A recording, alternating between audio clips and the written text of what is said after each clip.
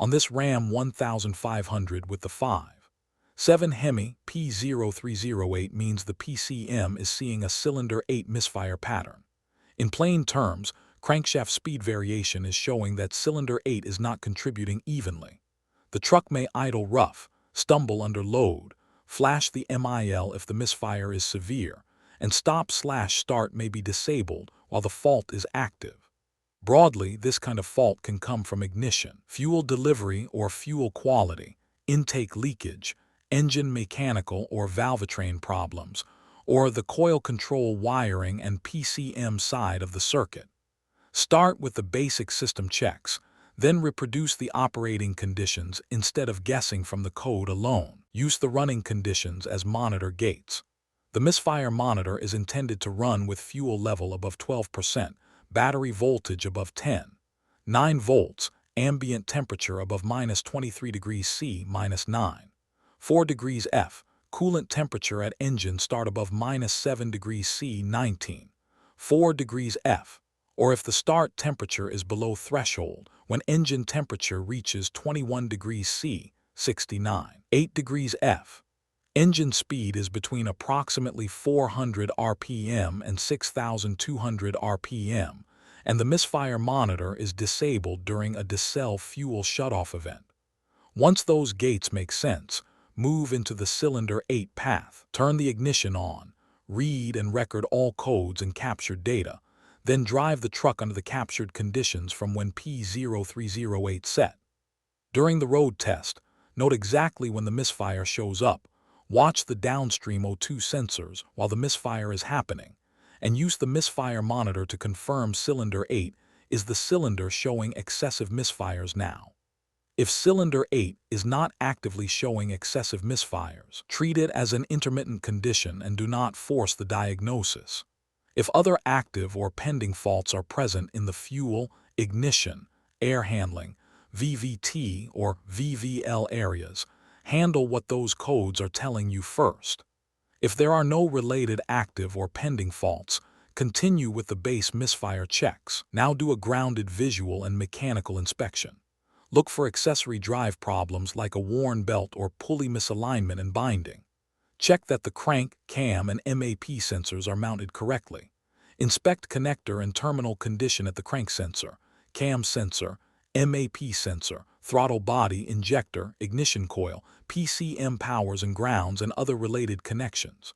Also check for vacuum leaks, air induction or exhaust restriction, moisture on ignition components, poor or insufficient fuel, low quality fuel, internal engine concerns, manual transmission bog or towing overload.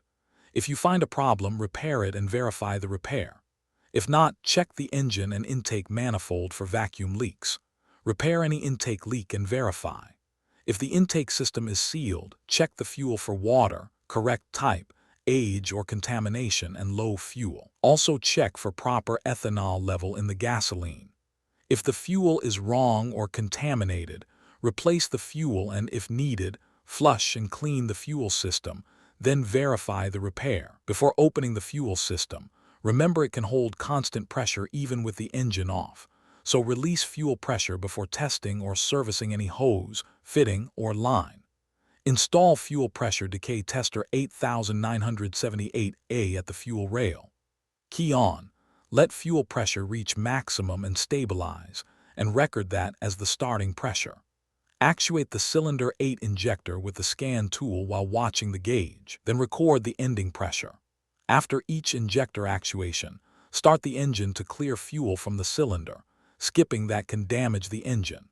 Repeat the same test on several known good cylinders, starting each injector actuation from the same starting pressure. The ending pressures should be about the same across the tested injectors. If cylinder 8 stands out and the pressure drop is too small, check for debris in the fuel rail or injector and repair as needed. If the pressure drop is too large, suspect a faulty or fouled injector as the issue, then verify the repair. If injector pressure drop compares normally, remove the fuel pressure tester and reconnect the fuel lines before going farther. Remove the cylinder 8 ignition coil, reconnect the coil harness connector, disconnect the cylinder 8 injector connector, and install a spark tester on the coil. While cranking, look for a crisp blue spark. If spark is missing, move to the coil power and control circuit checks. If spark is good, turn the ignition off and inspect the cylinder 8 spark plug. Look for cracks, carbon tracking, oil fouling, coolant fouling, excess fuel fouling, gap out of specification, or a loose or broken electrode. Also look for oil or coolant in the cylinder. If those plug conditions are present, replace the spark plug.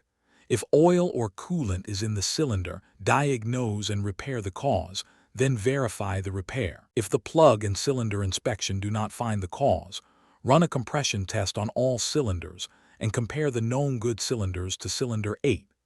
If cylinder 8 compression is not within specification, use a cylinder leak down test to separate valvetrain from combustion chamber causes, repair as needed, and verify. If compression is within specification, swap the cylinder 8 spark plug with a known good cylinder that was not misfiring, or replace the plug if access makes swapping impractical. Start the engine and watch the misfire monitor. If the misfire moves to the previously good cylinder, replace the spark plug. If the plug was replaced and the misfire is gone, the repair is complete. Verify it. If the misfire stays on cylinder 8, decarbon the valves and combustion chambers using MOPR combustion cleaner. After driving and clearing the cleaner from the engine, erase codes. Test drive under the captured conditions and watch the misfire monitor. If the misfire does not return, the carbon cleaning corrected the fault. If it returns, continue. Next, check engine oil level and condition along with related mechanical conditions. Look for mechanical tolerances out of specification, oil pressure out of specification, low oil level, an oil filter that does not meet OEM specifications, deteriorated or dirty oil, contaminated oil, incorrect oil viscosity, or aerated oil. Repair any oiling or mechanical condition found and verify. If those checks pass, consider VVL only when the symptom fits. A rocker arm stuck in low lift can cause a misfire at or above approximately 5,000 RPM and may not set a VVL system fault. If the misfire occurred when engine speed exceeded 5,000 RPM and VVL is suspected, check VVL operation, including solenoid O-rings for missing or damaged seals and leakage with the solenoid off. If a VVL issue is found, make the appropriate VVL repair and verify. If VVL checks pass, visually inspect the camshaft lobes, rocker arms, and springs for excessive wear or broken parts. Repair any fault found and verify. If no issue is found there, move to the connection and control circuit side. If the earlier spark test did not show a crisp blue spark, start at the ignition coil feed. Keep clear of the fan, belts, and pulleys when the engine is operating or cranking, and do not wear loose clothing. Turn the ignition off, disconnect the ignition coil connector, turn the ignition on, and actuate the ASD relay with the scan tool. With a 12-volt test light connected to ground, probe the ASD relay F342 output circuit at the coil connector. The light should illuminate brightly. If it does not, stop scan tool actuations and repair the open or short to ground between the PDC and the ignition coil connector, then verify. If the feed is good, check the coil control circuit. Use a 12-volt test light connected to a 12-volt source. Back probe the coil control circuit at the coil connector, and crank the engine for 5 seconds. If the light blinks brightly, replace the ignition coil and verify. If the light stays on constantly, check the coil control circuit for a short to ground.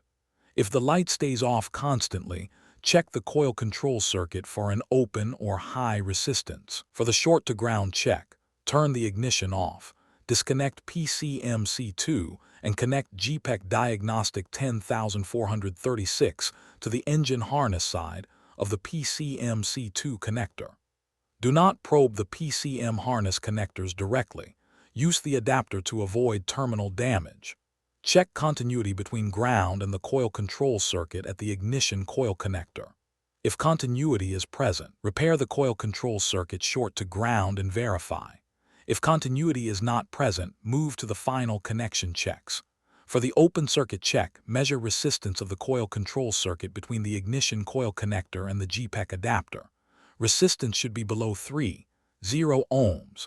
If it is not below 3.0 ohms, repair the open or high resistance in the coil control circuit and verify. If it is below 3.0 ohms, continue to the final connection checks. At the end of the path, inspect the related PCM inline and component connections. Disconnect the PCM connectors, any related inline connectors, and related component connectors. Check for connector installation problems, damaged locks, corrosion, water intrusion, damaged seals, bent terminals, overheating from poor contact, terminals pushed back in the cavity, spread terminals, and poor terminal tension. Repair any condition found, then reconnect everything fully seated with the locks engaged. Erase the codes, test drive or operate the vehicle under the monitor and captured conditions, and read codes again. If P0308 does not return, the wiring or poor connection issue has been repaired. If it does return after this path, replace and program the PCM, then verify the repair and confirm the code stays gone. The key with P0308 is to prove cylinder 8 is misfiring now, then work in order. Related faults, inspections, intake and fuel, injector comparison, spark, plug and cylinder condition, compression, carbon and oiling concerns, VVL and valvetrain checks, and only then the coil feed, coil control wiring, connections, and PCM decision. Keep verifications separate after every repair so you know what actually fixed it. For more diagnostic training, visit stepdiagnostics.com.